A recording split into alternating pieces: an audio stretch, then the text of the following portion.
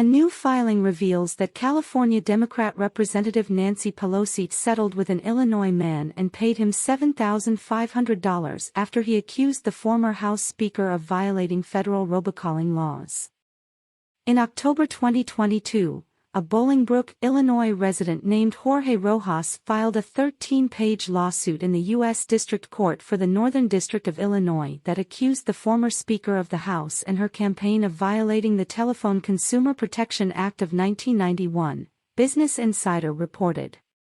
That law, which has been found to apply to text messages in addition to calls, applies restrictions to robocalling and requires telemarketers not to contact individuals who've placed themselves on the Do Not Call registry, the outlet added. According to the suit, Rojas received 21 texts from Pelosi's campaign from November 2021 to July 2022 despite previously placing himself on the registry in 2008 to obtain solitude from invasive and harassing telemarketing calls, Business Insider reported. Rojas's complaint began his complaint stating, "As the Supreme Court has explained, Americans passionately disagree about many things. But they are largely united in their disdain for robocalls." Rojas went on to argue in his lawsuit that he experienced frustration, annoyance, irritation, and a sense that his privacy has been invaded by the texts from Pelosi's campaign. He added that the texts constituted malicious, intentional, willful, reckless, wanton and negligent disregard for his rights. Rojas sought a minimum of $31,500 in damages from Pelosi's campaign, including $1,500 for each text message that he received. In February, a few months after he filed the lawsuit, Rojas moved to dismiss the suit against Pelosi. And according to federal campaign finance disclosures made public on Friday, the dismissal came after Rojas received a $7,500 payment marked settlement from Pelosi's congressional campaign, Insider reported.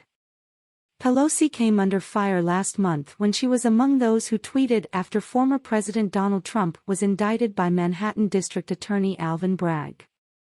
Pelosi's comments to the news were likened by some to being reminiscent of Joseph Stalin and the former Soviet Union. The grand jury has acted upon the facts and the law. No one is above the law, and everyone has the right to a trial to prove innocence. Hopefully, the former president will peacefully respect the system, which grants him that right, the former speaker said. In the United States, no one is required to prove their innocence.